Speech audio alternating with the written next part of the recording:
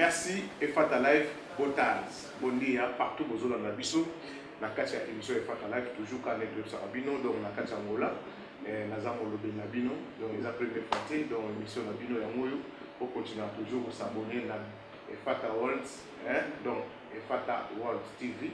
Donc, vous aurez information, peut-être vous avez la télévision, mais ok, il y a un YouTube, Betaraga, et Fata World. Vous avez s'abonner.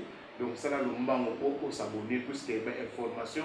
Nous sommes hors émission, vous avez un site il y a Fata World. Donc, merci Mingi, vous avez partout, donc, à Ouarakatsangola. Les lots vraiment, tous un message et condoléances au Tokopé ça, puisque les lots tous dimanche, donc déjà à Bakalati après-midi, déjà pour éviter enterrement, il y a artiste Nabiso grand poète Tumba Simaro, donc au Atika Biso derrière depuis semaine passée dans Kacha Paris, et bien maintenant il y a qui depuis mardi, il y a une séance pour Ibi, et ça il y a l'autre formé à monter, mais tout formé puisque donc information toujours quand Tokopé Sarah. Nous sommes peut-être à éviter. Donc, les lots, les derniers jours, pour toujours ça, au revoir na Powers Lutumba Simaro, Oyo, Aemela Biso Banzembo, Yabamaya Banzembo et Bele Oyo, et Kanga, République démocratique du Congo. République démocratique du Congo, Kakapa Matena, Angola, partout en Afrique et Europe. Donc, au consommant Banzembo, il y a Papa Nabiso Lutumba. Donc, tu peux si, par condoléance, la famille musicale, il y a RDCP Afrique. Et la famille Mobimba, donc tu peux si par condoléance, donc Niwa et Zara, Nzela et Abisso Nyonsu, donc les lots à 14h, donc Bakalante, donc papa Azotika Bisso, donc Aponi, le Pamonaï, Aponi, Andouanaï et Aponi, place Naï, le Gola, 6 Nabisso, Bakenda, Bakin, Kester et Menea, Papa Wemba, Vieux Mosé, donc Bakenda, donc ils ont l'autre tatoué, mais vraiment. Toujours muto avivarana œuvre naie les lots to consommer musique naie puisque asali ba œuvre naie to banara consommera lo ba le bara lo na kati Angola naie bi ba fête e ba matanga eza partout et pas ya junior amori matanga ezali et pas bébé mag matanga ezali et pas ngana maman Monique matanga eza wana donc okepe na mabori modèle na spin partout na ba ba ki matanga ezala kuna donc partout oyo moni endroit oyo moni geno moyen de déplacer musika exacté aux en a besoin de là papa Nabiso Lutumba Simaro ok il y a la place matanga ils ont participé pour la ça dernier au revoir na papa Nabiso Lutumba Simaro ah on a quatre là tu le bien matanga pena ya makasi ezali na bébé Mike donc place au Kende vraiment au coup vraiment organisateur kazawana alors on a passé équipe technique na ngai Pambote Belé, David Wembe, il y a Daniela, on a Pepsi Cola, Pambote Belé, on a Simbi technique, il y a émission, il faut à live. Donc, na Congo, on a tout santé trésor, trésor peut n'a sur vraiment Pambote Belé, puisque mon directeur Titi Chilambo n'a sur vraiment Pambote Belé. Tout ça, en direct, il y a émission et faut à live. Alors, les lots, la cadre, il y a matin, la biseau. Un grand mécène pour nous amener à la Katsamboka Mola. Merci beaucoup. Dernièrement, concert et autour les gars, il y a Ferregola vraiment, à la Katsambola. À petit dé concert, il y a Sinatra Tikopé na Aza, donc le concert de Beta vraiment na Harmonie, c'est Pelaki, Ferregola les padres vraiment, vraiment, na Barumba, Azara trop makasi, donc Azara sur la musique pour nous défendre toujours, culture nabiso ya Afrique, Ferregola Azagiwana. Mais c'est nabiso comme on a eu Jidoka Louyani, Louis Odor, maison wana, ils ont maison ya Kala. Surtout bien mon Kala, Louis Odor wana. Donc ma production, donc et banda Kala. Peut-être pas chose les lots, bazo loba, bazo ganga, bani tout, mais production toujours battu par bana makambo. Donc baza awa, donc le rôle à Noro Jidoka, Louya, le Tobenga la Noro, parce que les a comme où est mesana, donc comme où est respect quoi. Donc apona et l'autre mot où les a donc Robenga na tiu. Même ba mikolo ba ligi na âge.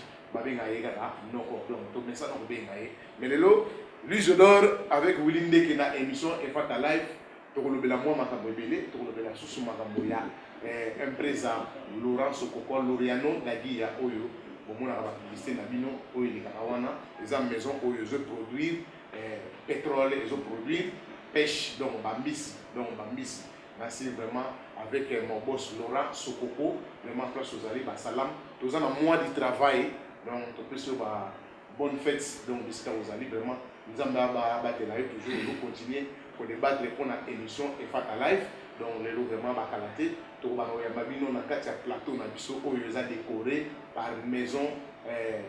Il y a Laurent Sokoko, donc nous avons vraiment information, nous avons vraiment pour nous pour nous avons Jidoka Loyalo, mécène. Jidoka Loyalo, Botari, bon dia. Bon dia, les grands journalistes, autant d'émissions à Fatalaï, autant d'équipe technique à merci Mini Nogo Jidoka Loyalo, grand mécène. Oui, la monga après concert il y a Ferigola. Tamolaï, aux arômes on a sauté, donc les amis, les producteurs, les amis sauté, bateau, Louis Jodor, les sauté, ou bien. Merci les grands journalistes, mais si vous posez la question à l'Okam, tout le monde a mobimba, pas même une année, tout le monde a vu la vision de Limba, ou pas même une année. Si vous avez une production 3 jours après, il y a un monde. 3 jours après, il y a un monde. Mais non. Ils ont compris le business, ils ont lancé un commerce. Peut-être que nous avons des limba, mais il y a des millions. Ou peut-être que nous avons perdu. Mais depuis que nous avons qui ont les limba, nous avons des bino, des scénarios, la vie de Wembe, tout le temps, nous avons des limba. Dans les salles, il y a une année. Ils ont un mois de mai, il y a un an passé en 2018.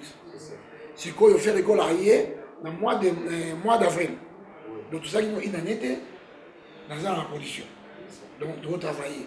Monde en production, exactement qui est 3 membres musiciens, 3 membres monotonie, comme on appelle monotonie, la réalité. À part production, yo yebi, na zappe na maman sous la salle. Vu dans les arts production, yo yebi maman production, les gens abattent tout, préparation d'abord, aux gens musiciens, baya, babeta bazonga, et ça peut faciliter. Aux gens qui vont tout le monde la production, en numéro 4 5 productions, je ne sais pas, faut en année solide. Et donc, on se va préparer. J'espère que les gens qui ont présent les lignes dans le Congo, bayaki awa nandenge groupe Ferrigo le utikoya présent Ferri pour ça salam na yo le dimanche et dit que ça ndako zo landa émission vraiment tout ça une année tenga yo de to yesu na groupe Ferrigo là le padre Yemoko ensemble. Louis Jodor les amis. Louis Jodor Ezali, c'est mon nom. Moi je m'appelle Louvitulo Jean Isidore. Lou wana komona Louvitulo Joanna, Joan, Dor, et ça, Isidore, Dor, donc Lou Jodor, et ça, Penda Komoranga. Entreprise, t'as déjà dit qu'on a fondé comme Mokomoui. Et Lou Jodor, et ça, Louvitulo, Jean Isidore. C'est ça, maison animée. Lou Jodor, et ça, maison, comment dirais-je, il y a multi-service. Au Yebi, dans un salaya, Sinak la boîte, yo Yebi. Nous j'adore les années, place était à ma foule, à l'hybrification, comme si nous sommes le matin. Nous j'adore les maisons, ça là, voyage. Nous j'adore les maisons, il y a production. Terminant mon voyage, comment? Voyage, on a besoin de poteaux. États-Unis, à qui est parti par là, nous j'adore, ça va. Tout d'abord, on va y aller, on va là. Mais il y a un caché à ma casse, non, qui est vraiment n'est pas bien capable. Et à me rappeler Bangoulou. Vous comprenez? Donc, sur la salle pour ça, on a plus de 20 ans. Et on fait voyager Batou, Awa, à un niveau peut-être critique. Donc, lui, je dois les avoir maison, il y a production. Oui. Maison, il y a voyage. Oui. Maison, il y a vente, il y a les fréquentes. essence, tout, c'est ça. À part dans ma alors, ça fait déjà combien de temps, lui, je dois les autres? Ceux qui ont été maison, le Jodor, les lots, ils ont été dans la 11e année. Mais avant le Jodor, on a une entreprise JDK Business. JDK Business, on va j'ai quand même des photos, mes preuves, parce que même sous mes preuves, on a parler dans la place. Donc, on a fourni JDK Business et à transfert des fonds. Et ça, que JDK a vie à Montréal, on a dit que c'est. Donc, on quitte un peu au matin. Et c'est que JDK Business, c'est quand on a problème technique, il y a l'état de Angola, un peu les gars qui est belé. Mais on a la sous maison Lou Jodor. Donc, Makambo Oyo, la bandi, en gros, production à Lou Jodor.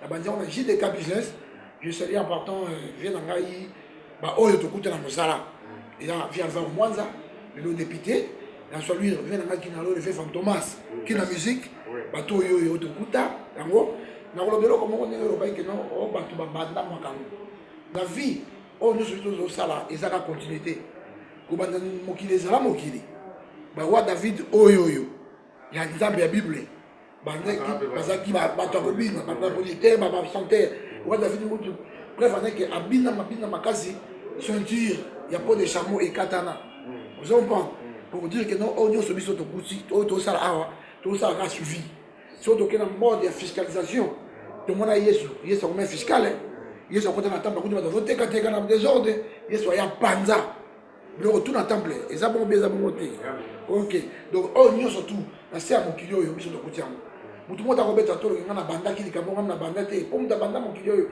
ezaka nzambe le seul et l'unique oyo abanda mokili oyo oyo ataza mokili oyo ya nzambe donc biso tolanda na biso ka chemin oyo tokuta donc ngai toza badescendant ya roi David parce que soki okenda cantique cantique na loyembo ya Salomon kasi yaki miziki ti mpo roi David bible ekomaka roi David abina makasi na ceinture ya peau de chameau oyebi peau de chameau ekatana donc soki ezalaki badansa ndenge nini eleki badansa bandombolo oyo eleki badansa sikoyo diemba donc mpo roi David ceinture ekatana seki ezalaki mpena danse donc biso tokuti yango kokuta donc moto abanda likambo na mokili oyo eza kaka esel eliniki ye mo nzambe. Merci mingi na Luis Glor, merci mingi na mon boss Junior Mavinga, donc boss Junior Mavinga, na peso Bambo Tebele et Samba Steph Kokomata, na peso vraiment Bambo Tebele.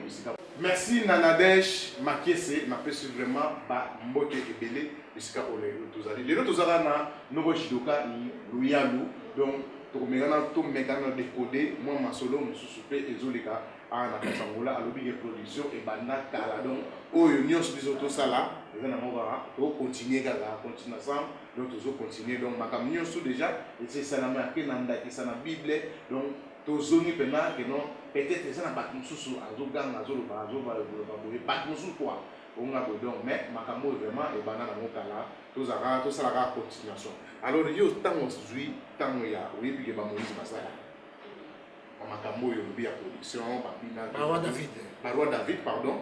Alors yo pour continuer makambo ngo parce que jiloka loyalo ozana ba musicien oyo peut-être comme ça peut ba kufa on attend on a pe ozana na ba star congolais na ba congolais okotangela biso maison JDK. Mais on a parti à la maison, il y a maison JDK. Après, tu vois la luce d'or. Mais c'est ni Oyo, JDK a pris ça, les macasses. Oyo, comprenez que Batpé en Angola, il y a non. Mais c'est dans son Bayaka, et ça dit maison JDK, il y a JDK. Ma maison. Ok, merci pour la question. Nous représentons nos compétences dans la famille musicale, surtout RDC et Afrique. La présidente colonel Sanga par président Manda Chante, président Banaroke. Et pas azali azolanda ngai na bandi na ibi première production na sala awa ezalaki tosala ngo Manda Chante na Safani de Picho dans les années 94 wana Saddam Hussein wana Mobutu aza na Zaïre bakangi bango ba passeport pour fallait balanda Marie-Paul na Afrique du Sud bakebeta album ya Armageddon baye nzela boya makolo ti bakomawa tozofanda bango na ville à Lisi. Vous avez une position liboso to sala. Donc wana Manda Chante na alongwe na wenge BCB wenge musica. Wana dans El Paris, wana balongwe na BCBG. Parce que on a El Paris. BCBG Bonchic Boja. Bonchic Boja. Wana ce que baye na El Paris. OK. Na ça va depuis tu peux pas confort pas aller. Vous avez pas baye boye to beta concert liboso na 94. Ils en ça même la photo sotali, la photo na ngala les pigeons Manda Chante au CK. Vous avez pas de beta na pa ya vena biso a Uluwala. Na songa mbandu wana koto yo na Petrangol wana koto oyo tozalaka na nganda moko ya mama Moniki na elenge espace obeta pe muziki ezalaki te elenge ya fina biso papa kati le pasteur pa yazali bamote ebele tozali so na ngana mona roi 15 apa tozali ya maele kuna njando beta mingi kuna mbonda ya nkumu wa papa na yebite ti yo na yeba nkumu wa papa ozomwa na bane wana nkumu wa papa tazobeta awa le premier position na ngana ça to ça be ba faire na nkumu wa papa ngana yi ensemble loza na Suisse pas azali so azolanda alors na émission oyo avec non moto abeta lisolo histoire solo donc nous avons dit que non, JDK, Maison Louche d'Or et Bandi, production Kala. C'est ça. Donc, Nathan, on a monsieur Amaka César qui demande la chance. Ça va aller depuis. Oui, ça. Monsieur Oyo, donc, nous avons le JDK. Donc, dans JDK, tout ça, ce qu'on a créé dans l'organisation, si Kofi a ça complet, dans la gestion de travailler, on a fait un peu à l'IDEPS, dans Jobeb, Busso Baoui. Baoui a sonné à Moraoyo, on va faire pas ça à Zolandana. Busso 2004, écoute avant 2004, on dirait. On va faire un moto à Katariban, il y a un gars Monique, on a purifié. Donc, tu bêtes assigné Carlemas. On a assigné Carlemas, le roi de la forêt dans tel Alvalade, à Zobeng dans le téléphone. Donc, je dis quand on a habitué, quand on a eu une plein. Aux enfants, tout ça, l'organisation, aux enfants, production, mais je regarde mes organisations, parce que biso tu as qui n'a fan club il y a maison mère ao. D'abord pauvre célèbre la carte c'est pas Azali, n'a ça m'appeler, question dans ma réponse à paix, bah Germain, bah Didier Fondé, tu as qui n'a siège dans Monique, il y a fan club il y a maison mère, il y a Weranson Makanda. Yangiama. Biso ya qui le voilà, on a bouger l'espère que na mola ngwana ngo. Donc on va demander de soutenir. Kofi aya to beta bakar les masques, beti wa Ciné Africa. Bon, na Mosali, Bendo Son, Sampaio, Tibayambo Kaoyo, Banyonja, to beta Ciné Africa. To beta côté, na to beta Ciné Carlemas, to beta Ciné Corimba na Samba, Awa, to beti Ciné Premier de Mai. Nous surtout wana, oh, il y a ça la connaissance par la naïve de Moutoana solo Makambo, il y a solo. Alors, on ne peut pas comprendre moi, car je mentionne toujours que tu as fait Monique, tout le monde a fait Oyeba. Je vais entre Jiloka Loyalo et Maman Monique. Au côté qui a Maman Monique. Et le peuple va comprendre. Jiloka Loyalo et pas Maman Monique à Zanana. Bon, j'ai la question bien. Ils ont monté dans le sens que non, on a la question pour tout le monde. Maman Monique a sali à Nangai. Ouais, moi la mi balé. Dans les bons moments, le deuxième de la famille. Deuxième de la famille. On a la salle qui a souka ya maman Monique na ngani. Libota babota biso 12 on a la 12e. La 4e famille, la 4e libota, na sa 12e. Et je serai par maman Monique qui pas Yazali, maman sociale à Bruxelles. Et par passer ma séjour na bon séjour dans ma moto. Donc maman Monique, bisika vous allez vraiment pas mola. Donc nous je doka la dernière ya libum ya maman Monique parce que ba te belé bazar kan sa dette na batang wana. Tant on arrive on a mandané nos maîtres donc au camarade on a maman Monique les nous aux gérants aux maman Monique n'est comme gérant quoi. Donc mais les autres vraiment parce que moi découvert à sa petit frère il y a Donna Monica donc maman Monique bah c'est nous soyez maman dernière album na bango eza Jiloka Loyalo donc il y a toujours le côté psycho il y a Louche d'Or ça fait déjà combien d'années? 11 ans. Louche d'Or, ça fait 11 ans. Première production, il y a Louche d'Or. Première production, Louche d'Or, on a quelque manière dans Tchèque et Varamente. Ça me tue tout. L'homme de Santa, Yoyebi, TV, ça m'a dit qu'il y a un là, et dans la maison, Louche d'Or. Et là, on a dit que ça me tue tout. On a histoire de ça, l'émission, Louche d'Or production. Ceux qui m'ont topé, Banda Makambo, Yonanga, la maison Louche d'Or, ils allaient Tchèque et Varamente, l'homme de Santa, mon ami à moi, ça me tue tout. Mon toto banda na yé, première production, to beti bandoule, awa, oui, les grabandi. C'est ça. Donc Louche d'Or est produit caca Samchito. Non, Louche d'Or produit Samchito. Louche d'Or est dans Samchito, et dans Amélie Alias, et dans Gestion Moutukondo. Le Louche d'Or, vous avez mis à Paris. Dans un côté monté, Louche d'Or international.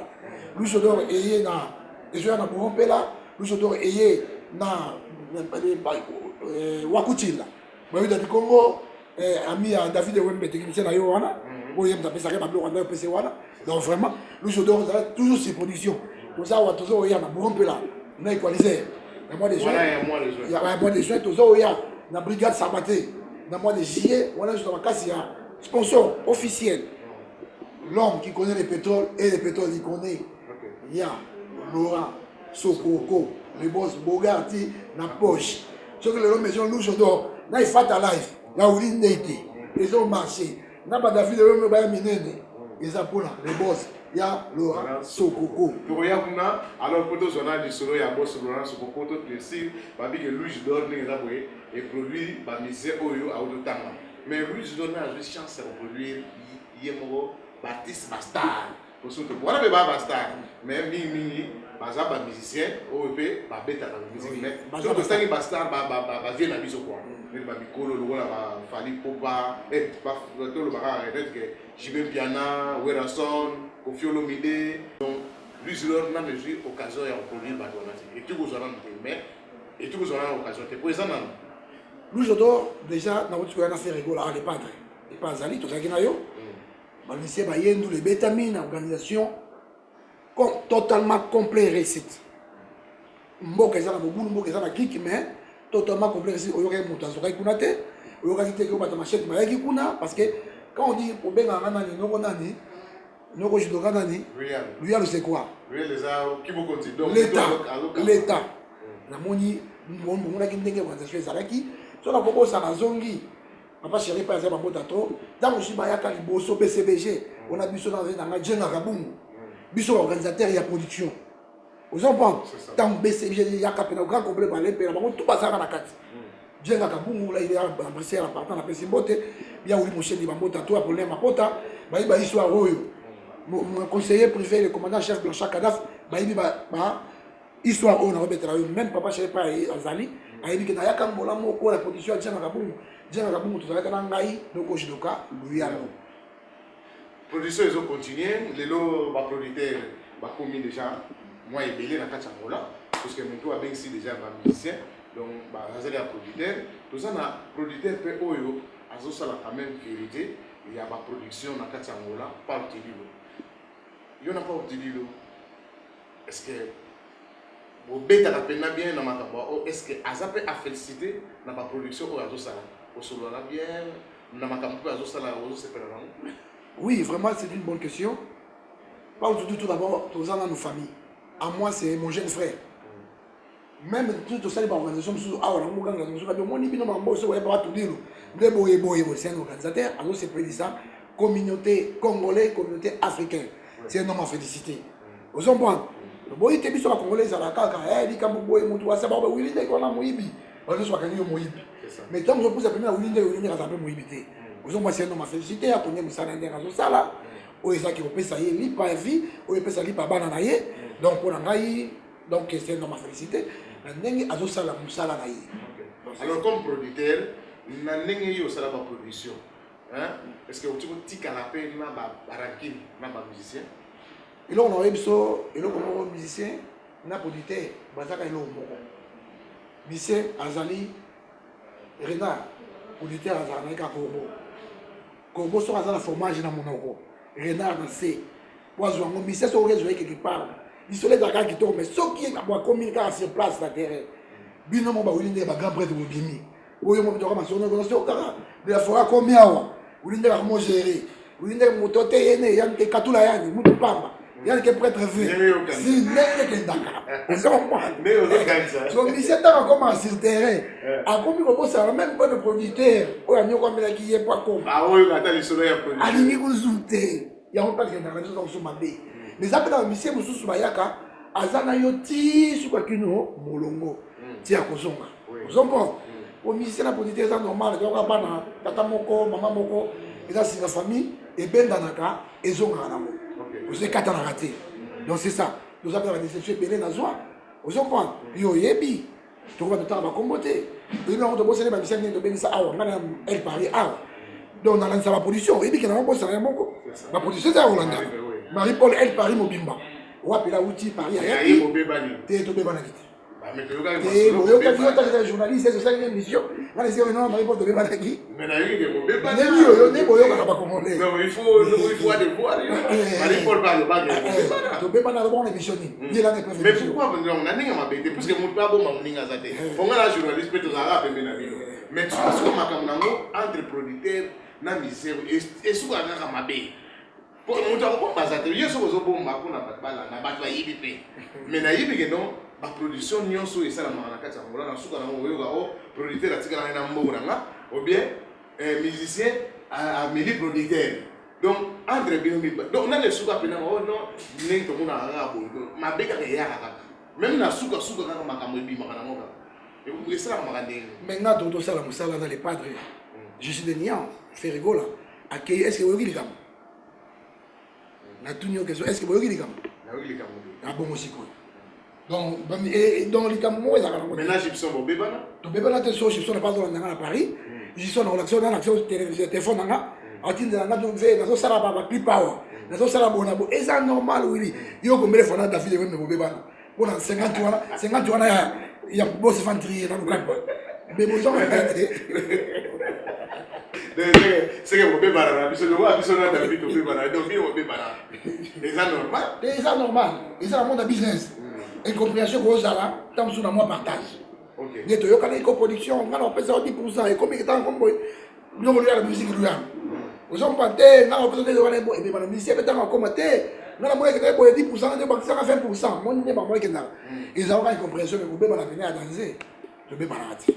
Bobé Banarate, merci Mingi, toujours continuer l'émission d'Abisso. Avant de quota, relation, il y a Louise d'Or, Noro Jidoka, Loya Lona, Laurent Sokoko, Maison, Loriano Daguia. Alors, tout le monde a un spot publicitaire, il y a mon boss Laurent Sokoko. Après, tout le monde a un mécanisme pour la relation. On les a eu maintenant, il y a la production, pour la vidéo web, pour que la télé soit dans Bienvenue dans le monde de Sokoko, la compagnie pétrolière angolaise de demain. Le groupe Sokoko est un groupe pétrolier créé en 1999 à l'initiative de son fondateur, M. Loriano de Aguiar, un homme d'affaires angolais très connu dans le milieu du pétrole à Luanda. C'est en 2001 que la société connaît réellement un essor suite à une forte demande justifiée par le savoir-faire et le professionnalisme de la compagnie. Après ce franc succès, le directeur général de Sokoko opte pour la diversification de ses activités et se lance dans la pêche artisanale et semi-industrielle avec une production allant jusqu'à 400 tonnes de poissons par mois. Conscient que l'Afrique pourrait être un vivier alimentaire mondial, le directeur général de Sokoko s'est également engagé dans l'agriculture. En 2008, dans le décret exécutif numéro 16/02 du 4 avril, la Sonangol autorise la société Sokoko à distribuer le combustible à 4 associations regroupant plusieurs entreprises de pêche. Et à ce jour, la Sokoko approvisionne près de 5000 bateaux de pêche dans les villes et villages angolais. Panafricaniste et homme d'affaires averti, Loriano de Aguiar, qui compte conquérir de nouveaux marchés en Afrique centrale, signe différents partenariats, notamment au Congo-Brazzaville avec Africa Oil Gas Corporation, AOGC, dans l'exploration et la distribution du pétrole, mais aussi en RDC dans le domaine maritime et fluvial. Prochaine étape, la République centrafricaine où des contacts ont été déjà pris pour de nouveaux partenariats dans plusieurs domaines. Soucieux d'élargir ses connaissances dans le domaine du pétrole, le DG de Sokoko a bénéficié pendant 2 semaines à Paris de conseils de Loïc Flore Fréjean, ancien patron de la compagnie ELF. Homme de contact, Loriano de Aguiar, qui a conduit une délégation d'hommes d'affaires angolais venus exprimer leur besoin d'investir en République du Congo, a été reçu par le président Denis Sassou Nguesso. Comme tout bon patriote intéressé à la gestion de la cité, Loriano de Aguiar reste un citoyen qui suit avec attention l'évolution de la politique de son pays. C'est à ce titre qu'il a assisté comme un des invités d'honneur à la cérémonie de passation de pouvoir entre les présidents angolais, sortant José Eduardo dos Santos et entrant Joao Lourenço. Sa vision, étendre son réseau d'implantation dans d'autres pays africains et contribuer à sa manière au développement d'une nouvelle Afrique qui gagne.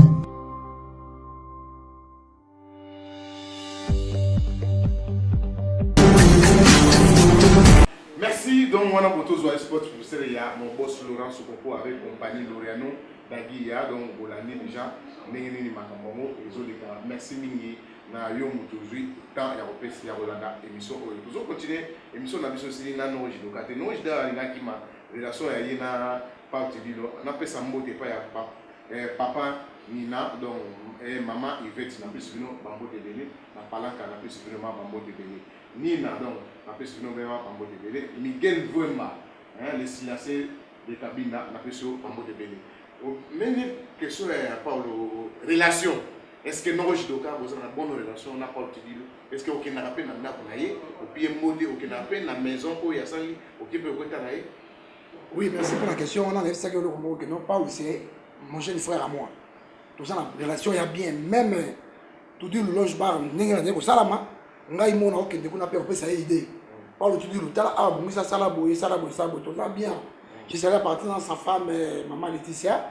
na bana papa na ndako toza na sans microbe sans tache toza pena très bien la bandi président liki to mata yebi pichu jemba yebi toza pena bien c'est les manjombi yebi que nous tous nous toza bien en tout cas toza na biso sans microbe na yebi que mutu wa wazo tinda yo ba to na question oyo mutu ko wela $50 kuna na lukapa tekisano David Wembe na lukapa on a fait presque une belle bébana na Gibson et quand lukapa ba pour vous en tout cas la place ba bébana et pas Fabrice bakamona kana na lukapa na mboge ngaki ba ko mwino c'est ça c'est un monde normal alors nga pena pas le tout dire c'est pas azali frère nangai mon jeune frère na pese mambo tebele nous avons bonne relation nous avons bien malgré tout banda longe bar et font nan na communauté mais dans période de travaux bino bomo na ka non mbisi balongo le ba salité bana mbi bolia mais ngala bono ke kuna tango ezana no na salité tant bazo sala misala que vient nga de kuna nga yako pesa ta idée hawa de ba idée zalaki on le moko ma place wana mais depuis font na ko marché monter dans la communauté mais na ko maka poza esika na biso nazosenga kaka ke polémique na kati ya mboka oyo biso bakongolais totika makambo wana alors tokeka na polémique totika makambo wana yo omemi Ferregola le padre maison Louis d'Or yango ndisaki production malgré so organisation nyonso ezaki pa ya Sele Manzombi financière oyo abimisaki mosolo Adolphe Mote Bachila Mwina donc bozaki bino misato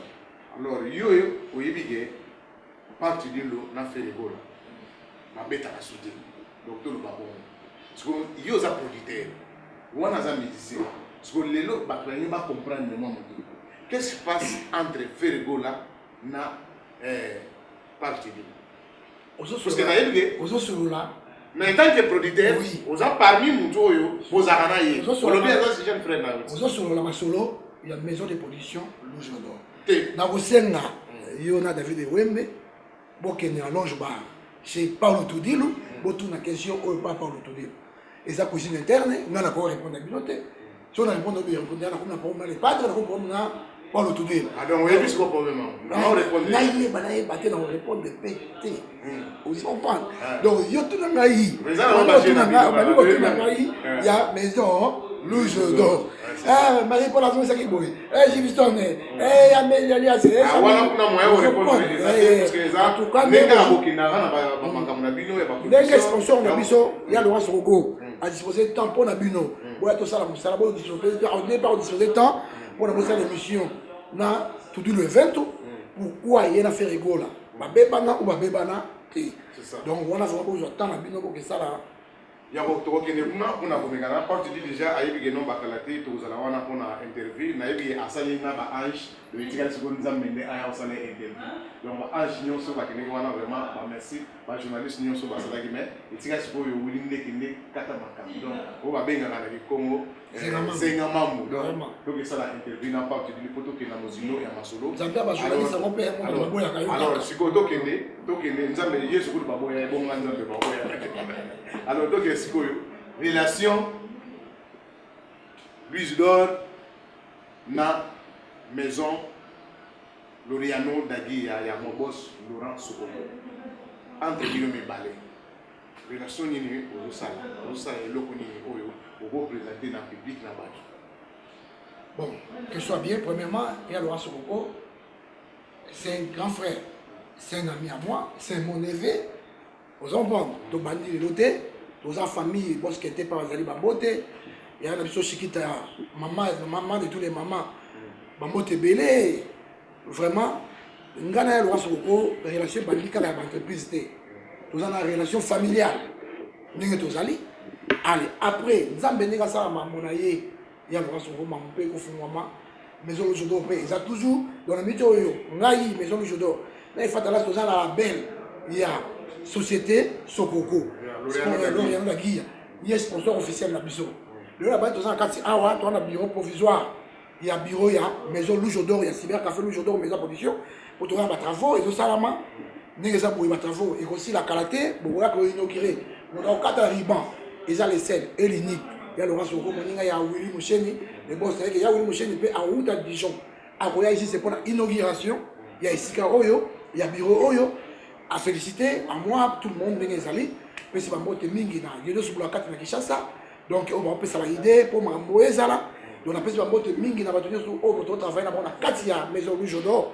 Nous ensemble avec katia la belle ya Laura Sokoko.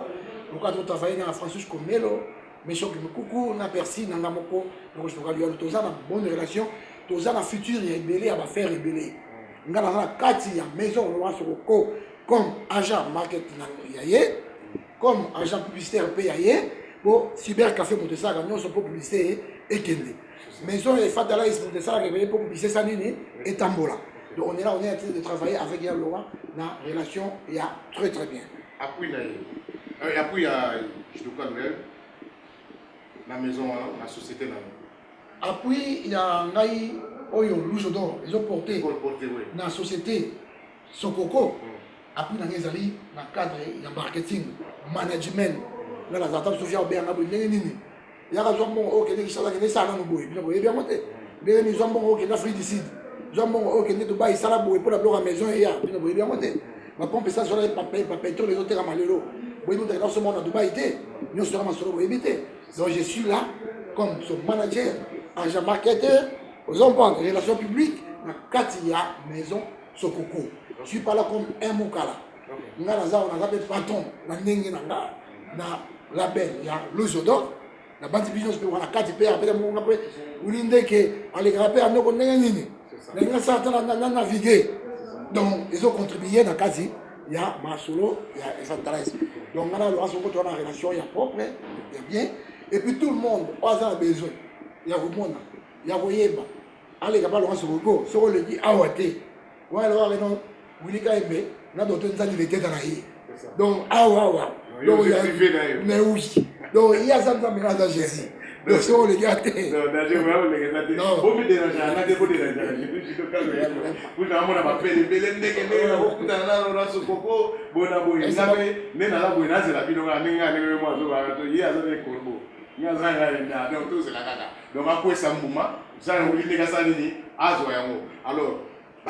avez parce que tout ça s'appelle marketing, il y a Laurent Sokoko, mais tout n'a pas mis.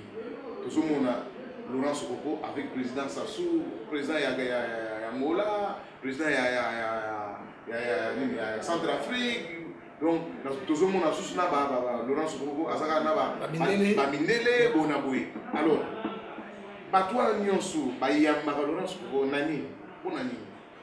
Mais tant on dit que tant on les pétroliers, on va voir les pétroliers. Ils allons voir tous ceux qui ont comme les pétroliers pendant qu'un bon. Laurent Sokoko, c'est un homme d'affaires, un businessman. C'est un homme d'affaires.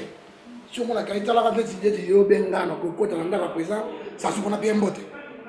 Et banana vous comprenez? Donc, nous avons un petit business affaire, nous avons ça qui a coûté dans le présent. Il y a un tangi, il y a un grand homme d'affaires, il y a un content, il y a misala, il y a un grand homme, le président Sassou, le président Centrafrique, il y a un mine, il y a un Congo, il y a un bango, pour aller à Sokoko. Donc voilà. Alors, ce que tu me dis, tout le monde je te garde tout le monde a Laurent Sokoko, on a Mahamoué. Parce que nous avons comprendre. Moussala n'a pas été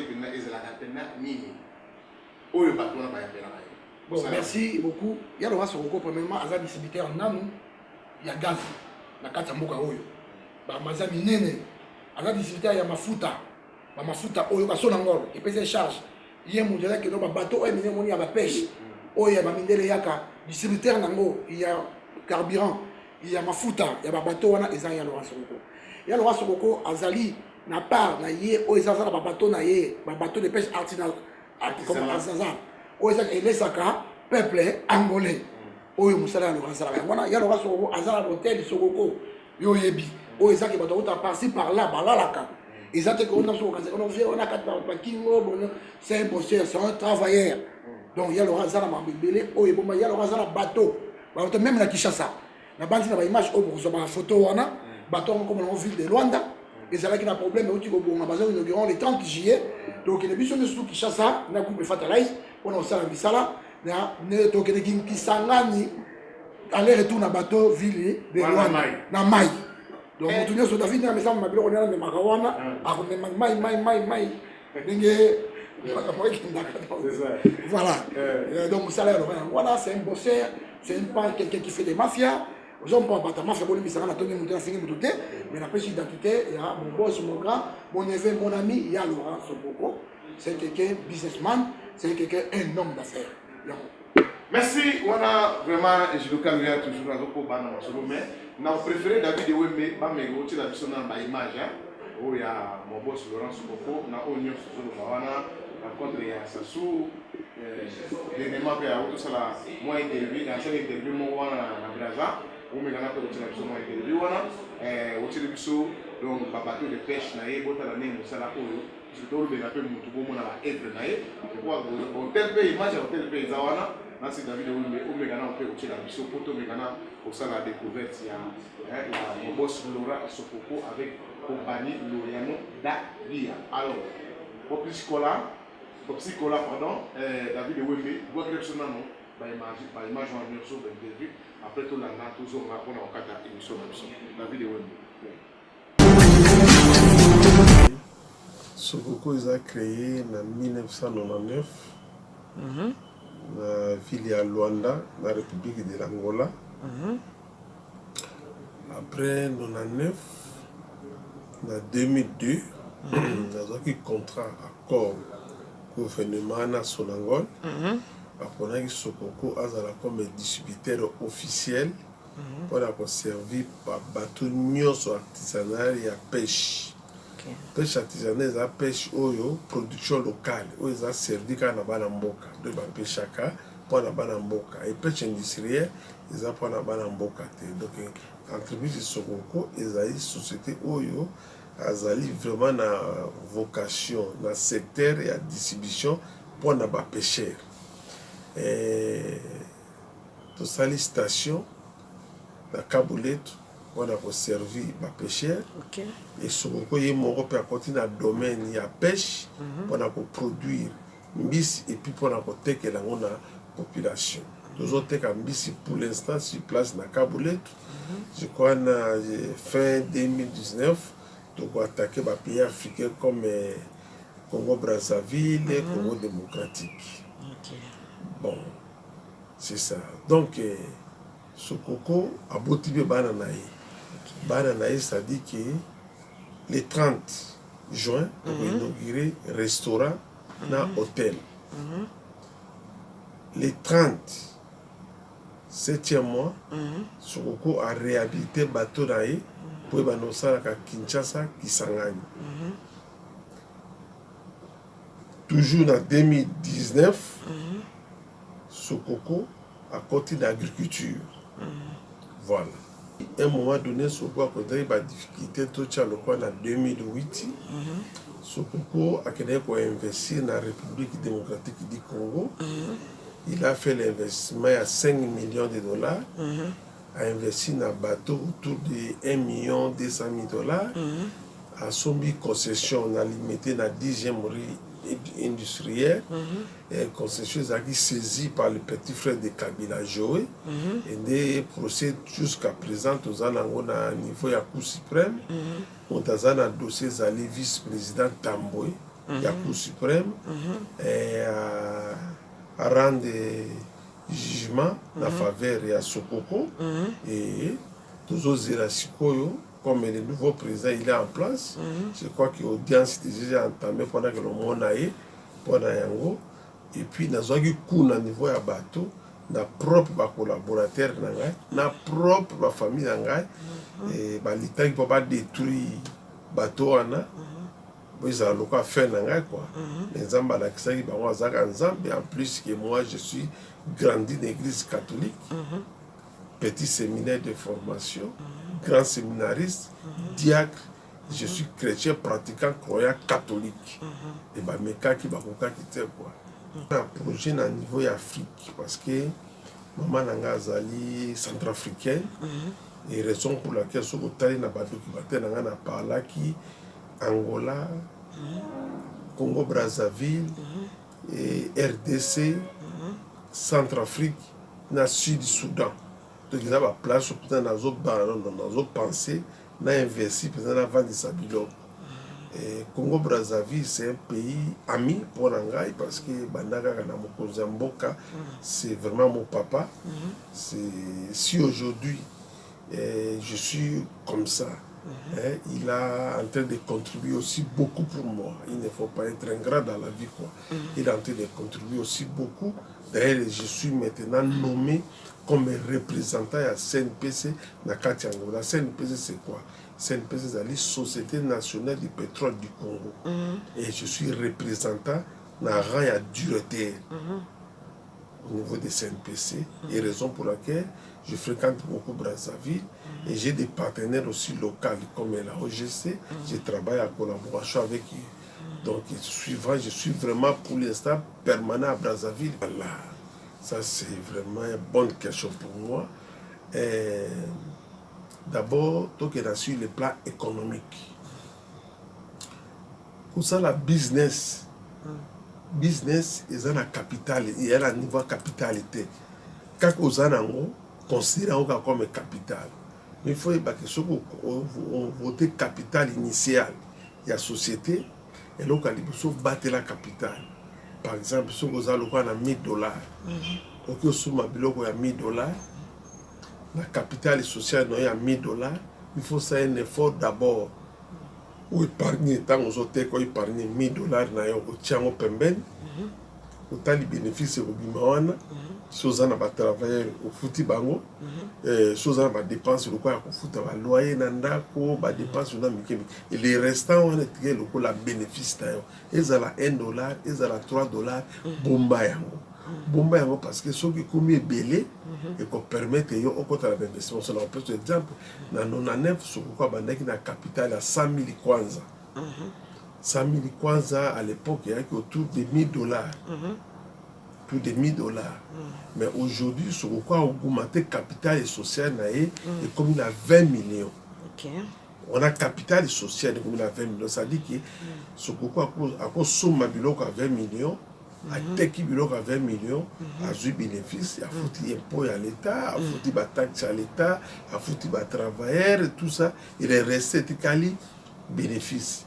Pour préparer 2020, pour augmenter encore capital. Capital des alliés bénéficité, capital des alliés, et là, ils ont tambou entreprise. Mais ce qu'on par exemple, la réserve naïe, où ils ont ça à la station. À ça, hôtel, restaurant, pour réhabiter un bateau, pour ça, le cas flat dans Congo Brazzaville, on a des bénéfices réservés dans la banque. Il faut ça la paix mon salaire, il faut la soukou bana, le soukou on va tout la bana à 6, mais tout ça, tout même la bana à 20, 25. Comportement il y a déchet. Il faut un comportement il y a papa. Soit travailler le quoi moi non yo boti parce que ngalo na kozala awa na Brazzaville mais batu bango c'est la misala il faut na zobango le quoi bana na ngai respect à paiement na bango respect aussi à contrôler santé na bango et on est très important baza le quoi premier collaborateur ba premier bana na ngai liboso ne bango parce que na usala na bango c'est ça. Le deuxième, respecter mbongo. Respecter mbongo. Et troisième, battre la santé parce que sa santé vous savez leur côté. Merci Popsi Kola, merci Miguel Vimba, le silencieux de Kabina, merci José Kuntouala, Nakuka, José Kuntouala, donc, Patouana vraiment Yakuka, vraiment merci, la personne vraiment merci José Kuntouala, merci Minina Sergio Kinyambi, 6 étoiles, la personne vraiment Mambo de Béné, Pichou Zola, bon, mais beaucoup de la ou une guerre, bateau n'a pas boire, après si bon monter bazaka bateau ba komela nga pour na émission ba ni tout yo peut on a besoin que vous les gars boire yo na ko na boire ba tout parce que ngola mbongo eza na souter alors Pichou Zola na congolaise na peut vraiment mambo de belé Pichou Zola et na peut qui va s'entendre mon ami na peut vraiment mambo de belé no je toka to landi ma nyonso to lobi makambo ya Loriano Daguia avec mon boss Laurent Sokoko. Est-ce que Laurent Sokoko a été peuple congolais? Vraiment merci question na route au chapé. Les lots bato baye te belé bazan na poto. Ya Laurent Sokoko atindi bato belé na poto au famille na été. Bato bazé belé mon attend ba ko zate même n'importe quoi bazali ba Hollanda l'émission va faire commentaire ba que oui ya lo Sokoko asali sakabato atali wa ezali ata passe ya maladie ya lo atika mututé nazo bakisa na ngate obe nazo jimbisa pe ona mata mafuta et pas ba Hollanda ngai ba yebi ba ya uli mosheni ba yebi ba bon semelia dembo ba yebi masolo zo beta bayebi en tout cas quand on a ce témoignage na ya malamu ils appellent Alex le boss Alex Fumusi il me donne sa témoignage général Kolo hôtel Ashram place na biso mon place à repos donc vraiment il y a Laurent asalisa mingi pe asalisa toujours mingi y compris de voir bon ngai na yo le autant se retrouver bon le boss il y a Laurent Sokoko na pesi ba tunu surtout moto ba na biso staff surtout ya boss Adolphe Moteba Chilamou n'a pas ezali la personne Mbete Boutros mon vieux propre Mambote Belé vraiment Nézali il y a aussi un rappel dans un Motema donc vraiment bah chacun de Koudinga staff surtout oh il y a boss Moteba Chilamou yo mon boss Mambote Belé le boss Moteba Chilamou le boss le plus humble le plus simple oh ils ont que non azo aider pe batou ndenge ya lora et dakabatou et fatala faisons la boss mais on nous doit payer la boss neza boy parce que bazata kuna micro ya malonga te boss mote ba tila muina la micro ya malonga toi ba tu monne ba téléphone ya malonga ezate micro oyo boss mote ba zolanda akosini na bino mbongo so ba balisa mais ya malonga ezali po micro ozo mona oyo eza même intense ba na mote non merci beaucoup vraiment ba tout so ba la biso boza belé merci beaucoup oui merci beaucoup na maman Nicole Malengi Mbuku pa ezolanda na ndaku. Merci beaucoup na bana nanga pa bazali na Paris na maman na bango igete bobo vraiment merci beaucoup na bino so Rolanda boleki tellement ébélé yo nzamba ma journaliste na dit que ba mirmire les kanaki ba journaliste bo maki ba bolimbisi mingi na oyo utai koleka parce que makambo ya organisation ya faire rigola ezaki juste yo mo boyi mo ngé que il fallait tout le monde azana badge na ye et puis tout il fallait tous avoir un moto moko kwa ko kamba mambo wa journaliste ne ba mission so bazo ya na sima na compte maison jodo boza so de cité na cinq ba internet union surtout bino union surtout bato ko sala biso ko sala merci mingi na yebi ki olela ki wa négligé te mais makambo ezaki moi coincé moi serré vraiment na bandi Daniel Ndombele kuto yebi je sais ma kono des araki donc na ba ki na senga ba journaliste union surtout o to sala bango musala merci mingi na ndenge na hôtel la publication ndenge l'équipe par-ci par-là nazo kota la site na nazo tala même Junior Amori on va que non faut faire la journaliste c'est wana merci mingi donc Junior Amori merci na conseil au pesa kingai Georges Jérôme à Paris a benga qui a sepela qui na mosa ba journaliste c'est mosa qui na remercier bino vraiment moi ça na ça fait mal ça na Paris pas azali pe a sepela qui puis tu la code na Kinshasa a sepela pesa équipe technique non surtout beauté na mosa bosali Pepsi voilà garçon propre bois noir africain il se maquille jamais na pesi roi David et Wembe azam mandef le roi bateau ya kalawana mambote mingi un bon technicien la biso so mona ba image ya kitoko boye ils apprennent David et Wembe na pesi merci na émission Fata Life boko ne ko la émission Fata Life ndenge ezali ko biso ba chaque vendredi na 21h donc dimanche na 9h Justin et bolanda donc ndenge ozalilo donc dimanche pour na pesi mbote na bana na ngai pai baza na Paris Monica Martin Malcolm, Owen, Marina, Diana et Alpha. Pas besoin de Paris, mingi, papa, mingi, Zali. Vraiment, je suis là, loin de Dieu, près du cœur. Pour tabac, on a toujours OK pour la père des familles. Donc, on a fait famille, on a mobile, pas écouter na poto, on a qui chasse ça partout. Merci. Les derniers, Monique.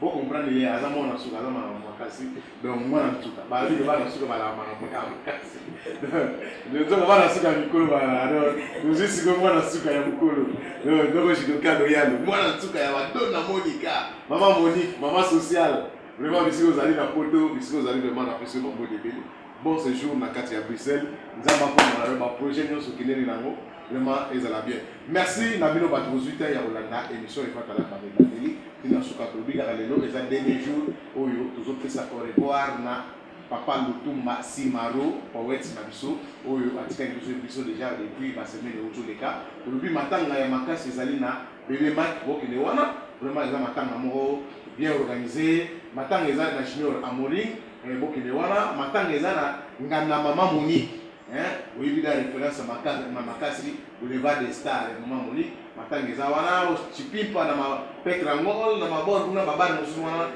Naïba en haute, puisque ma commune a dit vraiment, partout Matang et Rosala, où il y a pas fait le tout, ma beau participer. On a eu vraiment tout qui est là, au Yéba, au travail image, il y a Papa Rabiso, le Tumba, où ils ont les gars, la chaîne de Moussou. Ce qui peut être intéressant, les gars, c'est que merci. On a eu vraiment, surtout, on a, non, je le gars.